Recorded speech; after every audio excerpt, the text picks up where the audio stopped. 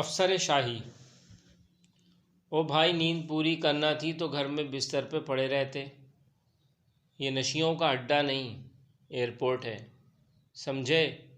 کسی نے نہایت بدتمیزی سے میرا کندھا ہلاتے ہوئے بہت برے لہجے میں کہا تو میں نے ہڑبڑا کر آنکھیں کھولیں۔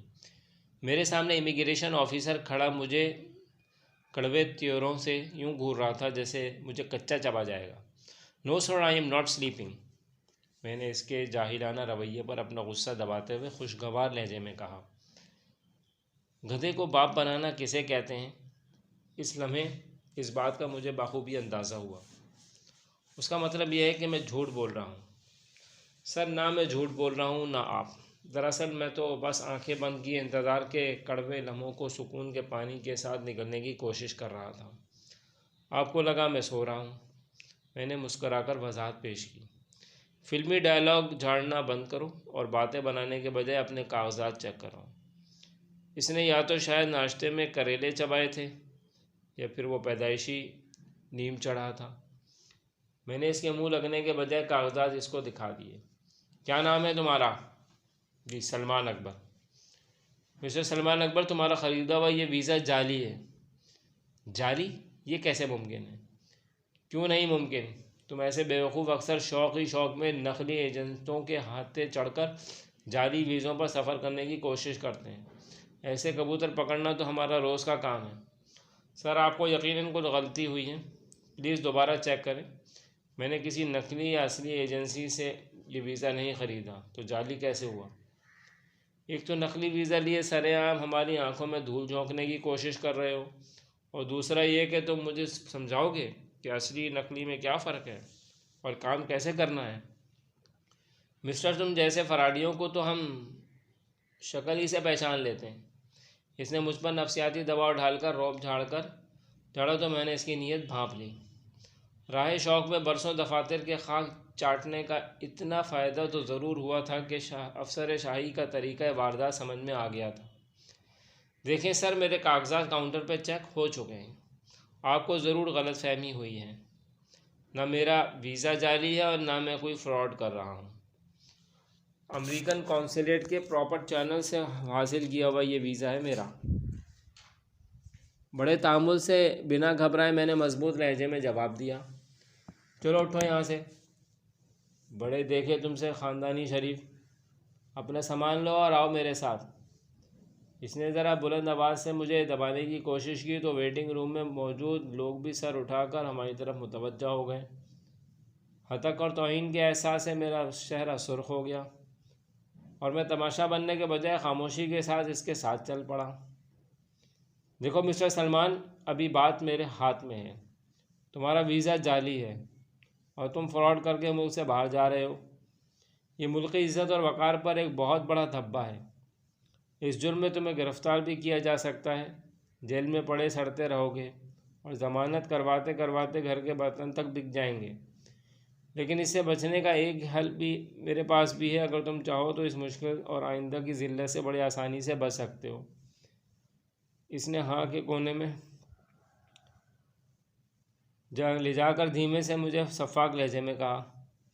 وہ مجھے اس قصائی جیسے لگا جس کی آنکھوں کی چمک موٹا تازہ جانور دیکھ کر بڑھ جاتی ہے۔ میں سمجھا نہیں، آپ کیا کہنا چاہتے ہیں؟ الجبرے کا سوال تو نہیں پڑھا رہا جو سمجھ نہیں آ رہا؟ بھولے بننے کا ڈرامہ بند کرو اور صرف 15,000 میرے حوالے کرو، میں جانوں معاملہ جانے۔ تو کھل کر کہیں نا کہ آپ کو رشوت کے طلبگار ہیں۔ رشوت تو آپ جیسے دل جھلے کہتے ہیں، در حقیقت یہ تو محبت کا چھوٹا سا ایک نذرانہ ہوتا ہے۔ بھاڑ میں گئی آپ کی محبت اور نذرانہ۔ ملکی وقار پر دھبا ہم نہیں، آپ جیسے نااہل بے ایمان لوگ ہیں بدقسمتی سے، جن کے ہاتھ میں عوام کی قسمت کی مہریں ہیں۔ میں نے یہ ویزا نہ رشوت اور سفارش سے حاصل کیا اور نہ میں رشوت کے طور پر ایک پیسہ تک دوں گا۔ جس پروردگار کے بھروسے سے پر میں یہاں تک آیا ہوں وہی آگے منزل تک مجھے پہنچائے گا۔ میرا یقین ہے میرا رب میرے ساتھ ہے۔ دیکھتا ہوں کوئی کون ہے مائی کا لال جو مجھے رجانے سے روکتا ہے۔ میں بھی بڑے ٹھوس لہجے میں اس کی آنکھوں میں آنکھیں ڈال کر دبے دبے غصے سے کہا اور اپنی جگہ آ کر بیٹھ گیا۔ یہ میرے اندر چھپے جنگجو سلمان سے میری پہلی ملاقات تھی۔ پانی کی بوتل منہ سے لگا کر میں سینے کی آگ بجھانے لگا۔ گلشن وطن میں لگی ان دیکھی آگ میرے دل کو جلانے لگی تھی۔ اللہ کی قدرت ہے کہ وہ آنے جانے بہانے میں خود سے ملواتا رہا، بلکہ یوں کہوں کہ کم ظرف بندوں کی اوقات دنیا کو دکھاتا رہتا ہے تو غلط نہ ہوگا۔ میرا خود خون کھول رہا تھا، کہیں خدائی فوجدار اور کہیں بے شرم عہدیدار۔ کسی بھی قوم کے زوال کے لیے اس سے بڑی اور کوئی بات نہیں ہو سکتی کہ معاشرے میں جائز کاموں کے لیے ناجائز طریقے اختیار کرنا عوام کی مجبوری بن جائے۔ میں نے دکھی دل سے سوچا اور کرسی کی نشست سے ٹیک لگا کے نیم دراز ہو گیا۔ ایک نامعلوم سا بوجھ تھا جو دل پہ آن گرا تھا۔ میں اندر کی بے چینی سے دامن بچا کر حال میں موجود لوگوں کا جائزہ لینے لگا۔ نہایت افسوس کی بات ہے، ایک میں ہی نہیں، میرے جیسے نہ جانے کتنے ہی روز ان شکاریوں کے جال میں پھنستے ہیں۔ تقریباً 20 منٹ یوں ہی گزرے تھے، میں اپنی سوچوں میں گم تھا کہ ایک بار پھر اس منحوس کا چہرہ اپنی طرف آتا دکھائی دیا۔ تو پھر کیا سوچا تم نے چھوکرے؟ اس کے چہرے پر ایک خبیث مسکراہٹ تھی۔ کس بارے میں؟ میں انجان بن گیا۔ میری پیشکش کے بارے میں، میری مدد خریدنے میں یقیناً تمہیں بہت دلچسپی ہوگی۔ مشکل ہی نہیں تو مدد کی کیا ضرورت؟ میں نے لاپرواہی سے کہا۔ مشکل ہے ہی نہیں تو کیا ہو بھی تو سکتی ہے۔ سیانے کہتے ہیں کہ مصیبت کبھی بتا کر نہیں آتی۔ اس نے مجھے ڈھکے چھپے لفظوں میں دھمکی دی۔ سر میرے پاس فالتو پیسے نہیں ہیں، آپ مجھے پریشان مت کریں۔ جھوٹ وہ بولو جو حلق سے نیچے اتر کر ہضم بھی ہو سکے۔ یہ کہہ کر وہ ایک لمحے کو خاموش ہوا، پھر کہنے لگا، چلو ایسا کرو 5 تمہیں چھوڑے 10 دو اور قصہ ختم۔ اس نے ڈیل کرنے کی کوشش کی۔ ایک بار پھر سوچ لو کہ میں کیا کر سکتا ہوں، تمہارے پاس آدھا گھنٹہ ہے۔ میں پھر آتا ہوں۔ میری خاموشی سے اکتا کر وہ خود ہی بولا اور کسی نئے مرغے کو پھنسانے کے لیے آگے بڑھ گیا۔ سلمان اکبر، تم بھی عجب قسمت لکھوا کر لائے ہو۔ جس سوراخ سے لوگوں کا ہاتھی مزے سے گزر جاتا ہے، تمہاری سوئی بھی وہاں اٹک جاتی ہے۔ میں نے خود کلامی کی۔ پچھلا سارا ریکارڈ گواہ تھا کہ اس سلسلے میں کوئی کام بھی رکاوٹ، مسئلے یا مصیبت کے بغیر سر انجام نہ پایا تھا۔ نہ جانے کس منحوس گھڑی اس کام کا آغاز کیا تھا کہ ہر موڑ پر کشتی کناروں پر آ کر ڈوبتی تھی۔ اب اگر میں اس ایئرپورٹ سے بنا کسی پریشانی کے نکل جاتا تو یقیناً یہ ریکارڈ کی خرابی ہوتی۔ میں نے امیگریشن کے اس نالائق افسر کو اپنے ریکارڈ کا آخری باب سمجھتے ہوئے خود کو تسلی دی اور من کو سمجھایا کہ اس وقت کو انجوائے کرو سلمان اکبر، دل نہ جلاؤ، اس بات کو تجربے کا حصہ بناؤ اور اس افسر کو سبق سکھاؤ کہ سیدھے ہاتھ سے ٹیڑھی انگلیوں کو سیدھا کر کے کیسے کام نکالا جاتا ہے۔ دل میں مثبت سوچ کی لہر اٹھی تو مجھے قوت بخشی تو میں مزید باعتماد ہو گیا۔ کیوں نہ ہوتا بھلا؟ اصول ہی یہی ہے کہ ڈو رائٹ اینڈ فیئر نو مین۔ میں چور نہیں تھا تو ڈر بھی کوئی نہ تھا۔ خدا نے ہر مشکل میں، ہر مسئلے سے مجھے اپنے کرم سے نکالا تھا۔ میرے لیے اس کا فضل کا اشارہ تھا کہ وہ ذات ہر قدم پر میری مددگار ہے۔ مجھے اس پہ بھروسہ تھا۔ میں نے دل میں پکا ارادہ کیا کہ اس افسر کو پھوٹی کوڑی دیے بغیر یہاں سے نکلوں گا۔ اس خیال کے آتے ہی میری آنکھیں چمک اٹھیں اور میں بے فکری سے ٹہلنے لگا۔ میں ہال کے ایک طرف موجود کینٹین سے جوس لے کر پلٹا ہی تھا کہ مجھے پیچھے سے اسی افسر کی آواز پھر سے سنائی دی۔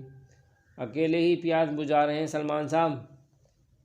میں اسی آواز پر رکنے یا پلٹنے کے بجائے سکون سے جوس کے سپ لیتا ہوا اپنی جگہ کے بجائے ایک دوسری جگہ جا بیٹھا جہاں ذرا فاصلے پر دوسرے لوگ بھی موجود تھے۔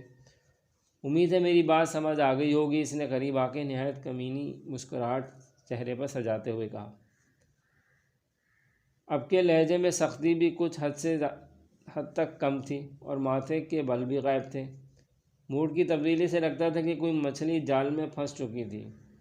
مجھ سے کچھ کہا آپ نے؟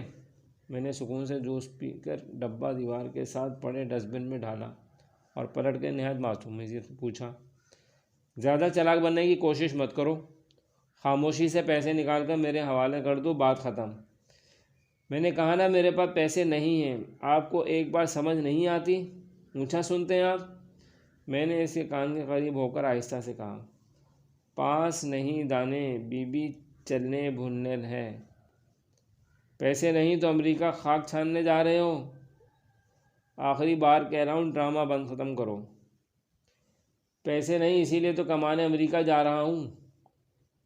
اس وقت تو آپ کی مدد کی ضرورت ہے، جیب کافی پھولی لگ رہی ہے آپ کی، کچھ ادھار دے دیں، واپسی پر گزرنا تو یہیں سے ہے، لے لیجئے گا۔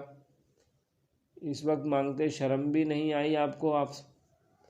میں نے مزے سے نئی حکومتوں کی طرح 5 سالہ منصوبہ پیش کر دیا۔ اوے سرکاری افسر کے ساتھ مسخریاں کرتے ہو؟ جانتے نہیں کس سے بات کر رہے ہو؟ اس نے اپنی وردی کی طرف اشارہ کیا۔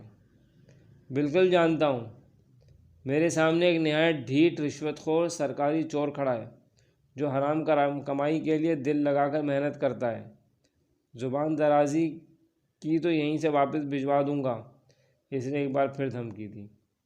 میں زبان درازی کر رہا ہوں یا آپ چوری اور سینہ زوری پر تلیں؟ اس کا فیصلہ عوام سے نہ کروا لیں؟ میں نے لوگوں کو متوجہ کرنے کی اداکاری کی تو اس نے میرا بازو پکڑ کے کھینچتے ہوئے مجھے گھورا۔ بس زیادہ ہیرو مت بنو، نہ 15 نہ 10، 5,000 دو اور جاؤ۔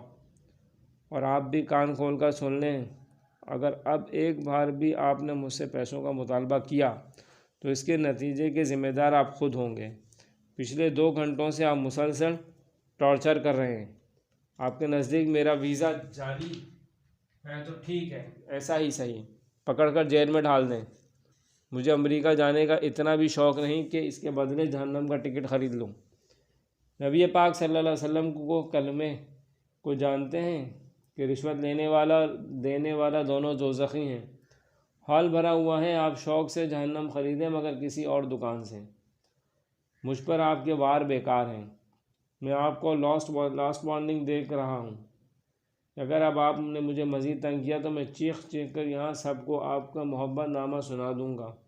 افسانہ نے بالا تک خبر پہنچنے کی دیر ہے، جناب کی وردی اترتے بھی دیر نہیں لگے گی، جس کے بل بوتے پر اتنا اونچا اڑ رہے ہیں آپ جیسے سانپوں کا سر کچلنا عوام کا من چاہا خواب ہے۔ میری آواز ذرا بلند ہونے کی دیر ہے، یہاں موجود آپ کے ڈسے ہوئے لوگوں کا غم و غصے کا طوفان 1 منٹ سے پہلے آپ کا نام و نشان مٹا دے گا۔ آخری بار سمجھا رہا ہوں، اگر ابھی بھی عقل شریف میں بات نہیں آئی تو ہم سب مل کر سمجھا دیں۔ میں نے حال کی طرف اشارہ کرتے ہوئے کھری کھری سنائی تو وہ ایسے دم دبا کے بھاگا کہ دوبارہ نظر نہیں آیا۔ بزدل کہیں کا، اسے جاتا دیکھ کے میرے منہ سے بے اختیار نکلا، گڈ شاٹ۔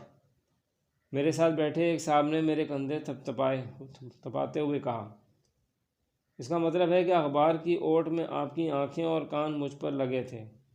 میری بات سن کر انہوں نے تائید میں سر ہلایا تو ہم دونوں مسکرا دیے۔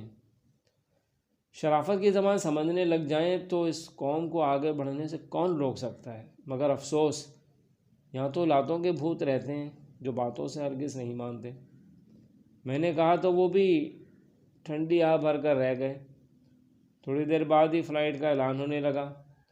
وطن سے دور جاتے ہوئے آخری لمحے ناخوشگوار گزرنے کا ملال دل میں لیے اپنا سامان اٹھائے نم آنکھوں کے ساتھ میں جہاز کی طرف بڑھنے لگا۔ یا اللہ اس قوم کو ہدایت دے تاکہ یہ اس چمن کو سدا بہار رکھ سکے، آمین۔ ہاں سے نکلتے ہوئے الوداع نظر سے میں نے ہر طرف دیکھا اور دعا کرتے ہوئے آگے بڑھ گیا۔ میرا دل پلٹ پلٹ کر دیکھنے کی ضد کرنے لگا مگر میں نے پھر مڑ کر نہیں دیکھا۔ مجھے خبر تھی مڑ کر دیکھنے والا پتھر ہو جاتا ہے۔